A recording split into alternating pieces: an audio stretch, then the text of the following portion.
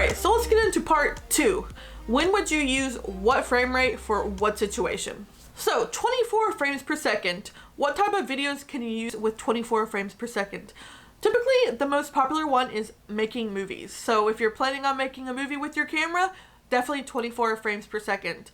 If you're planning on making a talking head video like I'm doing right now with YouTube, you can make it in 24 frames per second. If you're making a techie video or a demonstration or a tutorial or a try-on haul, you can use 24 frames per second. It's very versatile and it's the most natural movement to the eyes is what you get with 24 frames per second. Also, if you're recording like a church sermon or message or a concert, you can also use 24 frames per second, or a school project as well. For me, I use it anytime I'm not using slow motion. I use 24 frames per second.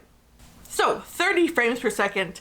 You can use 30 frames per second for all the same situations as you use 24 frames per second, except movies. Movies are not filmed in 30 frames per second.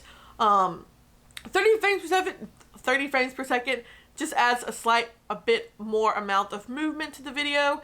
And it's kind of what you see on a news broadcast. Like when you're watching the news, like you almost feel like you're sitting in the studio. It feels like it's more in real time. That's what 30 frames per second provides when you choose that for a little bit of additional movement.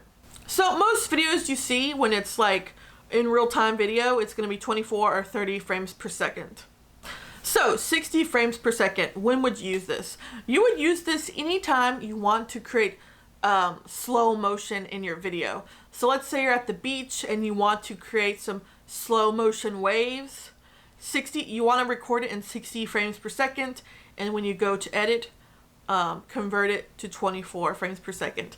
That's kind of a whole nother video, the conversion, but just trust me on this one. You record it in 60 frames per second, and in the editing program, you can convert it to 24 frames, and it will create slow motion. Now, you can also use 60 frames per second for a video that's not slow motion, like talking or a vlog or a travel vlog. But it's definitely down to personal preference. If you like all the added movement that's slightly a bit over exaggerated. Personally, it's my least favorite for videos that aren't slow motion, but it definitely is a personal preference. So just experiment with different frame rates to see what you like in your videos.